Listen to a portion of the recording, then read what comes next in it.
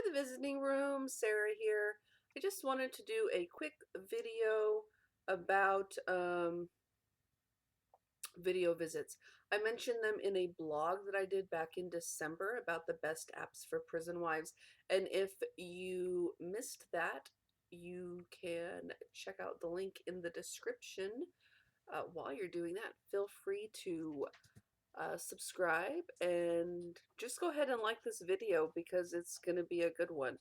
Um, So video visits, in theory, it seems really cool, right? Like your inmate can just call you up on your computer or whatever, and you just have like a little Skype call. You can do it in your clothes, in your pajama. You might get dressed a little bit more sexy for if that's your thing.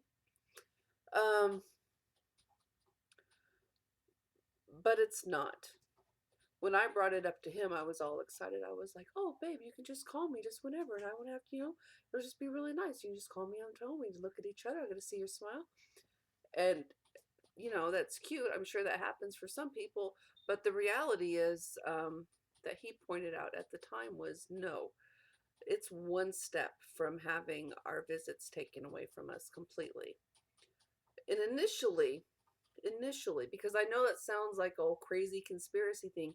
Initially, I was like, he doesn't know what he's talking about. He's just being paranoid. But then I did some research, and turns out he's smarter than I sometimes give him credit for.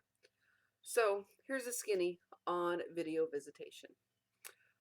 Video visitation is great if it's an option.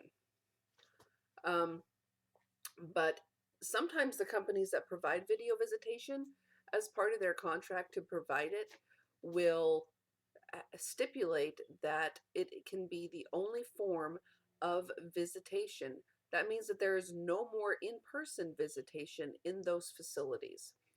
And that includes family and friends, but it also includes attorneys.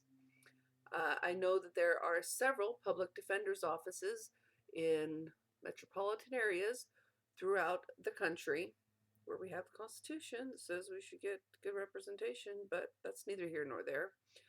Public defenders' offices where there is a row of computer terminals with computer monitors that sole purpose is to have video conferences, video visits with their clients who are in custody.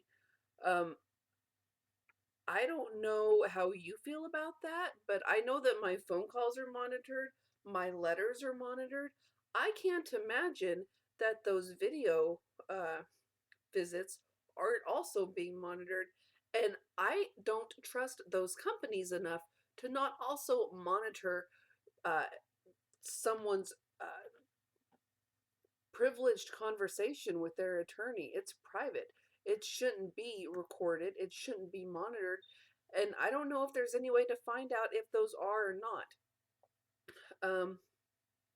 So there's that. Video visits are done a couple different ways. Um, the one way that they happen is in a lot of the facilities where you don't have another option. So if I'm going to go visit someone who's in jail, if I'm going to go visit them, you go to the facility, you sit down at a kiosk with the computer monitor. They're in another room at a different computer monitor in the same building, and that's how you have your visit. There's no, excuse me, there's no hugs, there's no, kisses, no hand holding, nothing like that. It's this. And I love you guys, but I think it would be cool if we could all sit around and talk to each other. Um, so in the facilities where they take visits away completely, that's how that's done. You can also go, sometimes they have outside facilities where you can go, where you go to the kiosk and they're there. And then finally, of course, you can do it at home. The downside to the other all downside is that inmates have to schedule the time that they do this. So if you're supposed to have your video visit at say 3 p.m., and something either pops off in the facility or whatever COs are working that day don't care about visits and don't care about being decent human beings and making sure that people know their loved ones are okay, and they don't take them down to do the video visits, then it doesn't happen. And you don't have any way of knowing, I mean, that part's like a phone call, right? Like, you don't know what happened if they say they're going to call and they don't call.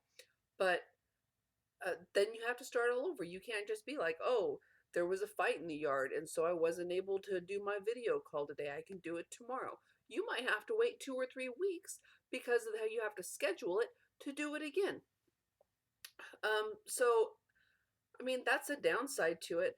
There are some good sides to video visits. If you're someone who lives a long ways away and it's difficult for you to visit, then that should be an option for you. If you're someone who's sick, then that should be an option for you. If you have lots of kids and it's a pain in the ass for you to take them to the jail because you got to check them all in and blah blah blah, then it's a good option for you.